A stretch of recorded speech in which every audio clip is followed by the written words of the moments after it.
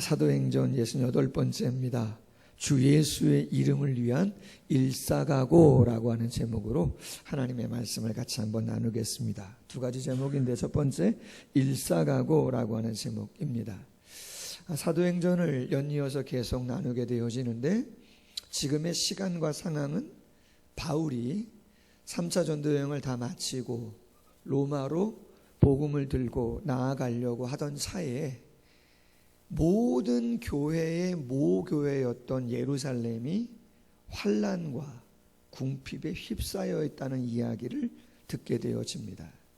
그래서 그리스에 있는 고린도에서부터 많은 유럽에 있는 교회들에게 구제연금을 받아가지고 다시 역으로 본인은 로마까지 땅끝이라고 이야기하는 로마까지 가야 되지만 정반대 방향에 있는 예루살렘에 그 모교의 역할을 감당했던 예루살렘을 돕고자 지금 구제연금을 가지고 돌아오는 그러한 여정을 기록하고 있습니다. 그런데 말씀을 묵상하다 이런 생각을 했습니다. 굳이 사도행전의 저자인 의사 누가가 사도행전이라고 하는 이 사도행전이라고 하는 책은 교회가 어떻게 탄생해서 어떻게 부흥하고 성장하며 복음이 뻗어나가는가라고 하는 것을 보여주는 책인데 굳이 로마가 지천이고 로마가 꿈의 마지막 목적지라고 하면 그곳으로 빨리 가는 것을 보여주어야지 왜 21장 이렇게 많은 구절에 걸쳐서 낯선 지명들을 계속 열거하면서 그렇게 오랜 항해와 관련된 그러한 여정을 자세하게 기록하고 있는가라고 하는 거예요. 또 잠깐 살펴본 것처럼 군데군데에서 4절이라든가 8절이라든가 5절이라든가 이러한 구절에서는 나름대로 기도하는, 나름대로 주의 뜻을 찾고 구하는 자들이 바울을 어떻게 합니까? 예루살렘에 가라 그래요? 말라 그래요? 말라 그래요. 성령의 감동에 따라 바울 당신이 예루살렘 가는 거 옳지 않다. 지금 가면 안 된다라고 하는 이야기도 계속하고 있단 말이에요. 그럼 굳이 왜 의사 누가가 로마로 가는 교회가 뻗어가고 확산하고 부흥하는 이러한 일을 기록하지 아니하고 그 예루살렘 교회까지 먼 길을 돌아가는 그리고 성령의 감동과 조금은 모순이 되어지는 것 같은 그러한 바울의 결정의 기사를 이렇게 많은 구절에 걸쳐서 기록을 하고 있는가라고 하는 거예요. 결론부터 먼저 한 가지를 말씀드리면 교회는 하나님의 나라의 확장은 오늘 본문의 바알과 같은 그것이 나에게 지금 유익이 있든지 없든지 나에게 지금 힘든 일인지 아닌 일인지 상관없이 정말 하나님의 성령의 감동이 있다면 그것을 변함없이 감당하는 자들에 의해서 교회는 세워지고 성장한다라고 하는 것을 보여주고 있는 것입니다. 아멘? 여러분 그것이 중요한 것이에요. 그것이 포인트예요. 여러분 오늘 여러 곳이 나와요. 밀레도에서 시작해서 고스, 로도, 바다라, 구브로, 두로 그리고 거기서부터 돌레미까지 돌레마이에서 육로로 가이사라, 예루살렘까지 수많은 지역이 나와요. 얼마나 많이 오랫동안 배를 탔는지 몰라요. 말씀드렸잖아요. 한 두세 주 전에 제가 노예 임원이어서 홍도를 갔다 왔다고. 새벽 예배도 드리기 전에 집결지가 있어가지고 수원제일교회 가서 집결해서 광명역 가서 KX 타고 목포에 가서 목포에서 배 타고 2시간 조금 더 흑산도 가서 흑산도에서 또 배 타고 2시간 30분 정도 더 들어가서 홍도 갔어요. 기다리는 시간 이동하는 시간 다 하니까요. 홍도 갔더니 저녁이에요. 새벽에 출발했는데 저녁이에요. 짐 가지고. 여러분 아직 젊은 나이지만 피곤하겠어요? 안 하겠어요? 그럼 피곤해요. 오는 날도 똑같이 배 타고 이동하고 기다리고 같이 간 사모님 중에 거의 잔잔했어요.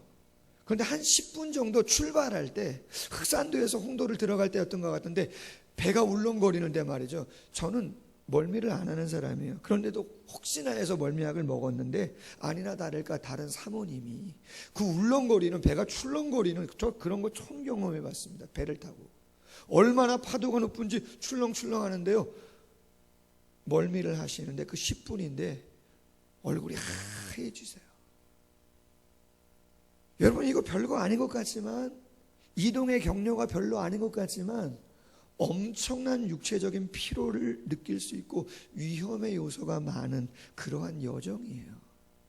더군다나 4절과 8절, 5절의 말씀에 보면 어떤 말씀이 기록되어져 있어요? 그렇죠. 두로라고 하는 지역에 다다릅니다. 일주일을 머뭅니다. 제자들이 함께 합니다. 근데 그 제자들도 기도하는 사람들이었던 것이죠. 근데 막 뜨겁게 바울을 위해서, 앞으로의 사역을 위해서 막 기도하는데 성령의 감동을 합니다. 근데 감동을 하는데 뭐라고 감동을 준 거예요? 그렇죠. 바울이 지금 예루살렘에 들어가면 안 된다는 거죠. 바울이 지금 들어가면 안 된다고 지금 그런 얘기를 하는 거예요. 여러분, 바울도 성령에 감동됐잖아요. 사도행전 20장 22절에 보라, 이제 나는 성령에 매여 예루살렘으로 가는데 거기서 무슨 일을 만날는지 알지 못한다. 여러분, 바울도 성령에 매여가고 있어요. 두로의 제자들도 기도하는데 바울이 예루살렘에 가면 안 된다는 거예요. 그럼 충돌하잖아요. 모순이죠. 누가 맞는 겁니까? 다 맞는 거죠. 무슨 이야기예요? 당연히 바울은 성령에 매여 가고 있고 바울의 제자들도 하나님께 기도하는데 예루살렘에서 당할 일이 너무나 선명하게 보이는 곳이죠. 아멘? 예루살렘에서 바울이 겪게 될 일이 어떤 일인가 눈에 선한 것이에요. 근데 지금 바울이 불구덩이 속으로 들어가겠다고 이야기하니까 제자들 입장에서 스승이 지금 고난을 무릅쓰고 가겠다는데, 여러분 뻔한 일인데 빨리빨리 가시라 그러겠어요? 여러분 같으면 그럴 거예요? 아니죠. 가시면 안 된다고 얘기하는 거죠. 진정되면 가셔라. 환난이 진정되면 가셔라. 상황이 조금 좋아지면 가셔라. 지금 가시면 힘들다.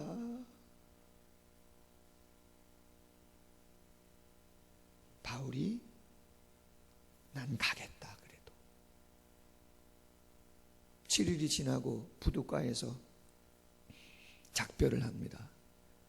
제자들이 처자들을 다 데리고 나왔대요. 처자들을 다 데리고 나왔어요. 그리고 오늘 5절 하반절에 보면 뭐라고 되어 있어요? 다 같이 무릎을 꿇고 기도를 해요. 눈물을 흘리면서 기도를 해요. 여러분, 사람 마음 약해져요, 안 약해져요? 여러분, 사람 마음 약해지게 되어 있어요. 이 사랑하는 사람들을 놔두고 밀레도에서 에베소 교회 장로님들을 청해가지고 고별 설교하고 마지막 작별할 때 그 장로님들과 목을 안고 울었잖아요. 왜 운 거예요? 다시 못 볼 줄 알고 운 거 아니에요. 두로에서도 똑같아요. 사랑하는 제자들, 저자식들을 다 나와서 거기서 여러분 같이 막 울어주고 축복하는데 발걸음 떨어지는 거 쉽지 않죠. 더군다나 여러분 8절을 보시면 가이사랴에 도착합니다. 7 집사님 중에 한 분인 빌립 집사님의 집에 머무르는데 그 딸도 4명인데 예언을 하는 자들이고요. 거기에 선지자가 한 명 옵니다. 초대교회 당시는 아직 구약성경, 신약성경이 완성되지 않은 때이기 때문에 선지자와 사도의 직분을 가진 자들이 있었어요. 그 중에 아가보라고 하는 사람이 오잖아요. 아가보. 사도행전 11장에서 흉년을 예언했던 사람인데 신세란 사람이에요. 그가 바울이 있는 곳에 찾아옵니다. 그리고 나서 바울을 부릅니다. 허리띠를 풀르라는 거예요. 허리띠를 풀렀더니 그 띠를 가지고 자신의 손과 발을 묶습니다. 그러면서 이야기를 합니다. 뭐라고 이야기합니까? 11절 하반절에 성령이 말씀하시되 예루살렘에서 유대인들이 이같이 이 띠 임자를 결박하여 이방인의 손에 넘겨주리라 하거늘. 아멘. 이사야도 그렇고 예레미야도 그렇고 하나님의 말씀을 입으로만 전한 게 아니고 행동으로 전하기도 했어요. 예레미야도 허리띠를 에브라다 강가에다가 놔뒀다가 한참 있다가 가가지고 썩은 그 띠를 가져다가 이걸 보라고 이야기하면서 남유다가 이렇게 쓸모없는 다 연약한 이러한 모습으로 되어질 것이라고 예언했던 적도 있고, 이사야도 행동으로 뭐 신도 벗고 옷도 벗고 걸어다녔던 그러한 모습. 왜? 애굽을 하나님께서 다 그렇게 벗기셔서 어려움을 주실 것을 예언하기 위해서 그런 행동을 통해서 메시지를 주신 적이 있는데, 지금 아가보가 바울이 예루살렘에 가면 어떻게 될 것인가 라고 하는 걸 행동으로 보여준 거죠. 그럼 여러분, 그 이야기를 들은 가이사랴에 있는 빌립의 딸들, 다른 제자들이 뭐라 그랬다는 거예요? 가면 안 된다. 똑같아요. 두로하고도 똑같아요. 가시면 안 된다. 지금 가면 안 된다. 성령의 감동 속에서 또 그렇게 이야기하는 거예요. 그럼 여러분 어떻게 하시겠어요? 오늘 총회실하면서요, 봉사 신청서 드렸잖아요. 교사하면 매주 나와야 되고, 여전도 회장이면 그 자리는 욕먹는 자리인데, 할렐루야. 쉬운 자리가 아닌데, 불보도 뻔한 거 아닙니까? 헌신의 자리고 섬김의 자리고 희생의 자리인데, 불보도 뻔한데 그걸 왜 갑니까? 그걸 왜 합니까? 여러분, 정신을 우리가 똑바로 차려야 됩니다. 할렐루야. 한국교회가 여기까지 온 것은, 하나님의 교회가 여기까지 온 것은 내 목표가 로마임에도 불구하고, 정반대 방향임에도 불구하고 하나님의 교회와 하나님의 영혼들이 환난과 어려움 속에 있음을 안다면 조금 더디가는 것처럼 돌아간다 할지라도 내가 그곳에 가서 하나님의 성령에 매여서 나는 그 사명을 감당해야 되겠다. 나는 지체할 수가 없다. 나는 가야겠다, 사명. 아멘. 아멘이 안 나오면 우리 교회가 힘든 거예요. 할렐루야. 아멘이 나오셔야죠. 여러분, 힘들고 어렵다고 해서 아무도 아멘을 안 하면 한국 교회는 소망이 없는 것입니다. 사랑을 그리는 교회는 소망이 없는 것입니다. 목사님들이, 저 같은 목사가 다 편안한 삶이 보장된 담임 목사님의 자리에 청빙만을 받으려고 하고 개척은 하지 않고, 청빙도 어려워. 위임을 했어, 평생 이 교회에서. 근데 더 좋은 곳에서 청빙을 하면 위임 받았음에도 불구하고 다시 또 교회를 옮겨요. 누가요? 저 같은 목사가. 한국교회는 힘을 잃어버리는 것이죠. 한국교회는 연약해져 가는 것이죠. 여러분, 바울이 지금 모르고 가고 있지 않잖아요. 아브라함이 이삭을 모리아산에 드릴 때 모르고 가지 않습니다. 다니엘이 왕의 조서에 도장이 찍힌 것을, 왕의 도장이 찍힌 것을 모르고 기도하지 않습니다. 에스더가 모르고 왕 앞에 나가지 않습니다. 허락 없이 나가면 죽는다는 걸 알면서도 나가는 것이죠. 미국에요, 칵스 선교사라고 하는 분이 아프리카로 떠나기 전에 미들타운에 있는 대학을 방문했습니다. 그리고 대학생들과 이런저런 이야기를 나누는데 한 대학생에게 이렇게 말을 했습니다.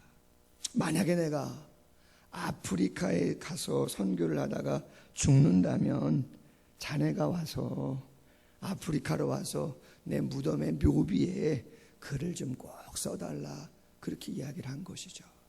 그랬더니 각사 선교사님, 그 학생이 이렇게 말합니다. 아니, 그러면 제가 그 묘비에 뭐라고 글을 쓰면 좋겠습니까? 그렇게 얘기했어요.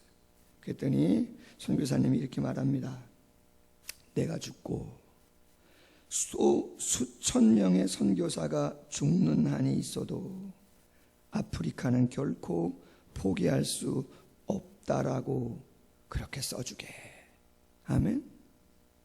내가 죽고 또 수천 명의 선교사가 죽는다 할지라도 결코 아프리카는 포기할 수 없다고 그렇게 써주게.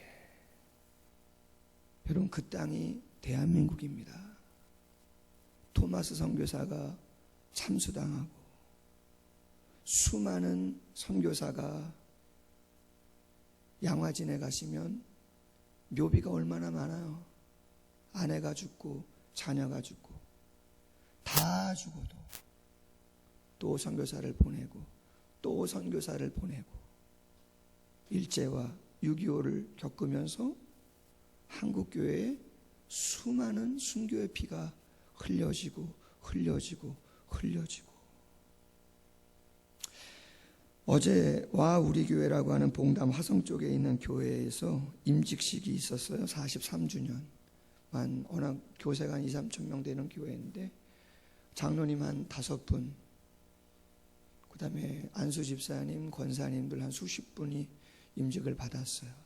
근데 임직만 한 게 아니고 43주년을 맞아서 일본의 선교사님을, 그 교회 부목으로 오래 계시던 분을 파송하는 파송식, 그리고 분립개척, 그 교회에서 35명을 분립해서 그 교회에서 부목으로 오랫동안 계시던 분을 지원해서 파송하는 그러한 파송식도 겸하여 같이 했어요.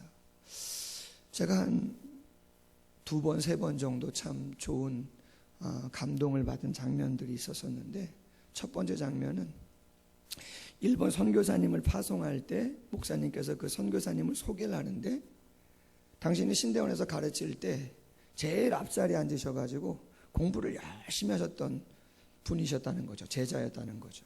어느 날 전화가 와서 목사님 교회에서 한번 부교육자로 섬기고 싶은데 한번 받아주시면 좋겠다. 그래서 오라. 얼마나 열심히 사역을 하는지, 한 10여 년 정도 사역을 했는데 정말 열심히 했대요. 그리고 일본에 대한 꿈을 가지고 10번도 더 일본을 갔다 왔다 그래요. 때가 돼서 파송하는데 목사님이 이렇게 말씀하세요. 선교사님, 사모님, 일본 가시는데 혹시라도 일본 가셨다가 너무 힘들고 어려우면, 혹시 몸이 아프면 다시 오거라. 어디로?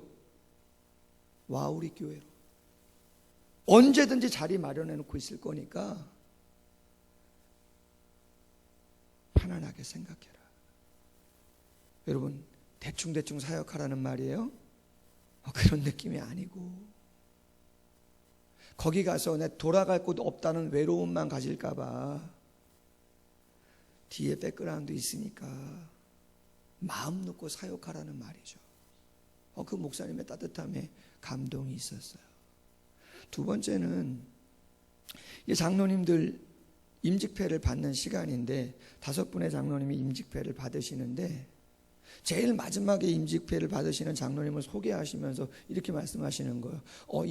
이 장로님은 35명 분립 개척하는 이 교회 장로님으로 파송받은 장로님이시라는 거예요.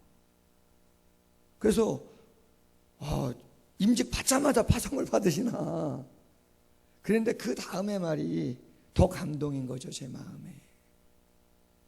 그러면서 똑같이 말씀하시는 거예요. 장로님, 혹시 그 교회에 파송 와서 가셨다가 너무나 힘들고 어려우시면 언제든지 오십시오.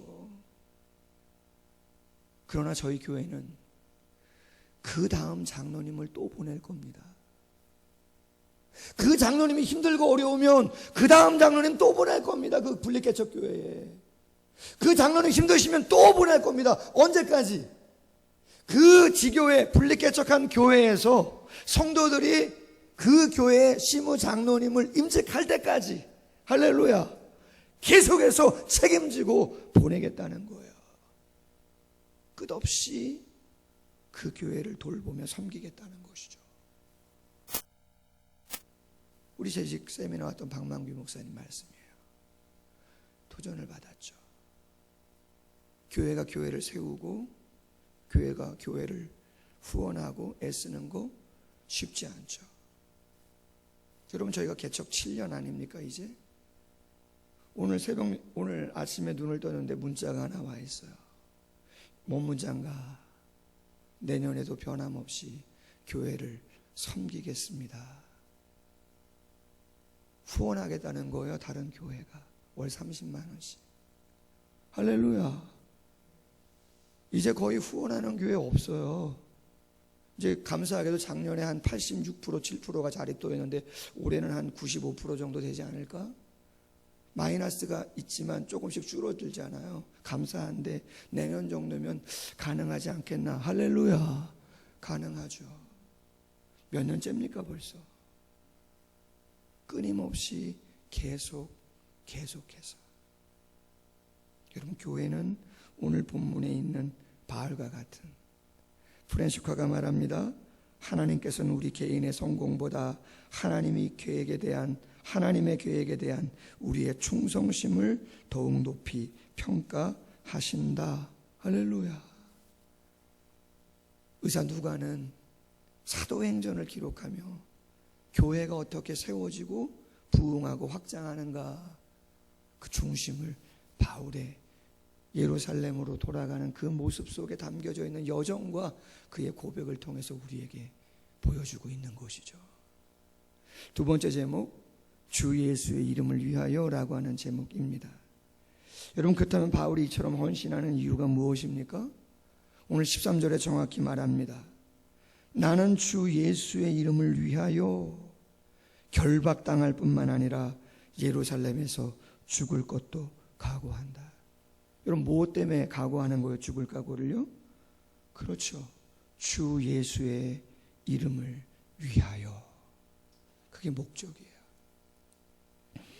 지난주 제자훈련의 주제가 그리스도의 주재권이었습니다. 주재권이라고 하는 것은 주인으로서 행할 수 있는 권리를 말하는 것이죠.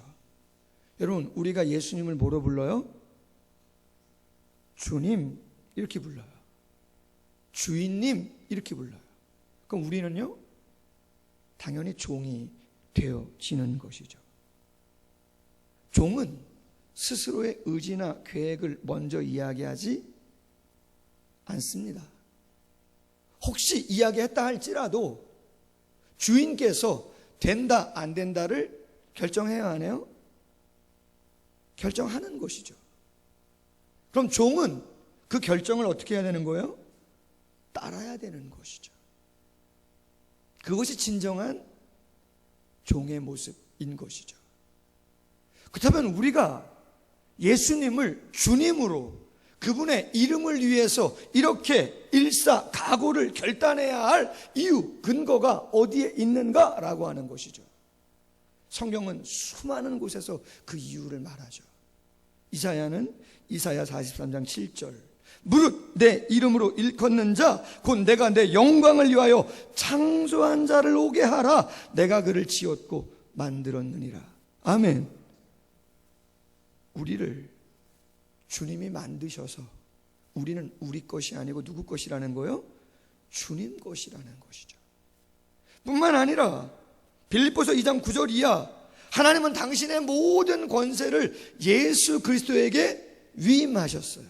그래서 이 땅에 있는 모든 만물은 다 예수님 앞에 무릎을 꿇도록 해두신 거예요.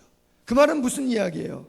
오직 지시하고 명령하고 통치할 분은 누가 최고라는 거예요? 예수님이 최고라는 거죠. 자녀? 남편? 상사? 아니요. 오직 예수님이 명령하실 유일한 분이시라. 로마서 11장 36절 칼빈주의 요절이죠. 모든 만물이 주에게서 나오고 주로 말미암고 주에게로 돌아감이라. 영광이 세세토록 그에게 있을지어다. 할렐루야. 여러분, 신앙생활은 여러분들 스스로를 잘 생각하세요. 점수를 매겨보세요. 과연 나는 진짜 주인 되시는 그분의 음성에 내가 따르며 순종하는가? 아니면 내 마음대로 이 영역은 시간의 영역, 물질의 영역, 관계의 영역, 가정의 영역, 재능의 영역. 제가 제자훈련하면서 말씀드렸어요. 여러분 가만히 보십시오. 교회는 전공자들이 다 섬깁니까? 아니면 비전공자들이 더 많이 섬깁니까? 여러분들이 섬겼던 교회, 사랑을 그리는 교회 한번 생각해 보십시오 라고 말씀드렸어요. 여러분 어떻습니까? 전공자가 섬기는 경우도 많이 있지만 희한하게 교회는 전공한 사람보다 누가 더 많이 섬겨요? 비전공자. 꽃꽂이 전공하셨어요? 화분과 나무 관리하시는 분이 전공하셔서 이거 지금 섬기시는 거예요? 교사에 전공한 선생님들만 다 계십니까? 아니에요, 여러분. 중시암등 성악 전공한 분들 다 나와 있습니까? 아니에요. 부족하지만 하나님의 성령이 나에게 나를 통하여 하시고자 하시는 것이 무엇인가 묻고 그분의 감동을 따라 순종하는 자들이 교회를 섬기게 된 줄로 믿습니다. 그래서 바울의 고백이 뭐예요? 로마서 14장 7절이야. 우리 중에 누구든지 자기를 위하여 사는 자가 없고 자기를 위하여 죽는 자도 없도다. 우리가 살아도 주를 위하여 살고 죽어도 주를 위하여 죽나니 그러므로 사나 죽으나 우리가 주의 것이로다. 할렐루야. 한국 교회를 힘들게 만들고 사랑을 그리는 교회를 약화시키는 가장 큰 요인이 뭡니까? 만약에 제 안에 신앙의 고백대로 살지 않고자 하는 마음이 있다면 그 마음이 사랑을 그리는 교회를, 한국 교회를 가장 약화시키는 장본인이 되는 것이죠. 여러분, 우리가 생명의 삶을 통해서 요한계시록을 묵상하고 있습니다. 소아시아 7교회 중에 라오디게아 교회가 있습니다. 예수님께 책망을 좀 받았습니다. 뭐라고 받았습니까? 차갑지도 않고 뜨겁지도 않고 미지근하다는 거예요. 여러분, 그 미지근하다는 것을 다르게 표현하면 적극성이 없는 신앙 태도라고 하는 거예요. 적극적이지 않다는 거예요. 그럼 적극성이 없는 신앙은 어떤 것에서 나오는가? 예수님 말씀이에요. 그건 자만에서 나와요. 어디서 나온다고요? 자만. 이 정도면 됐지. 더 이상 필요한 것이 없다.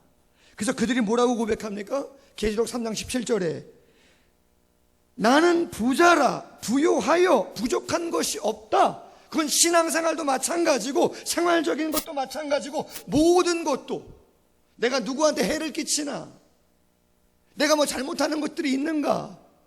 나는 이 정도면 됐다는 것이죠. 내가 지금 할 수 있는 것에서 내가 더 이상 할 것은 아무것도 없다고 누가 판단하는 거예요? 스스로 판단하는 거예요. 그럼 예수님은 아 맞다 그렇다고 박수 쳐줍니까? 아니죠. 이렇게 말씀하시죠. 너의 곤고한 것과 가련한 것과 가난한 것과 눈이 먼 것과 벌거벗은 것을 알지 못하느냐? 그렇게 이야기하죠. 우리 교회 박만규 목사님이 은퇴하시는 권사님이 2분 계셨어요.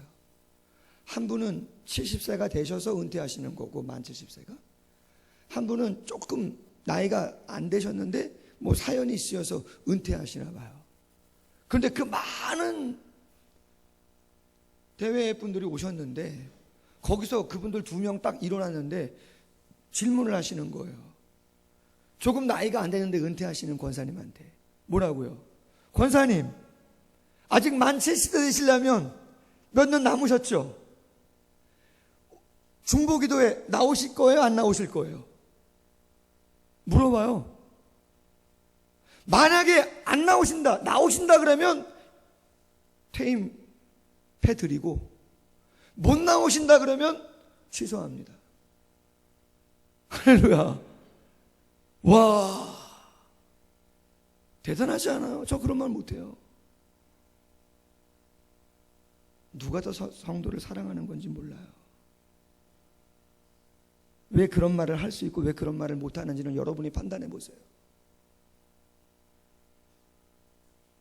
여러분은 진짜 어떤 말 듣고 싶으신지를 여러분 스스로 판단을 해보시라고요.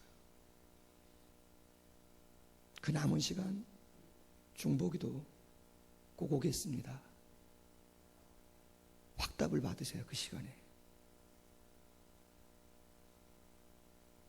그 교회가 200명, 300명일 때 부임하셨다고 말씀드렸었어요.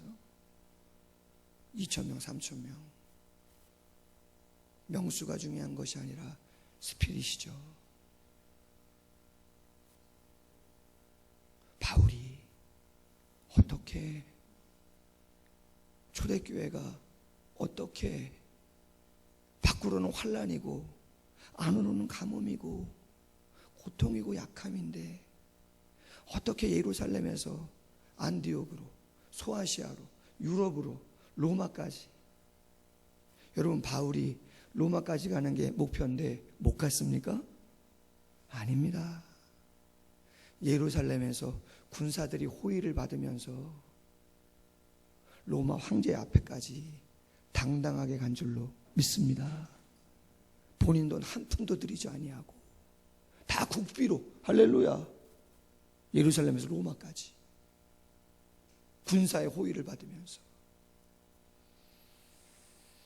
그분이 됐다고 하실 때까지 하는 것이 우리의 사명인 줄로 믿습니다. 그거 아니면 헌신 아닌 것이고 그거 아니면 제대로 된 신앙 아닌 것이죠.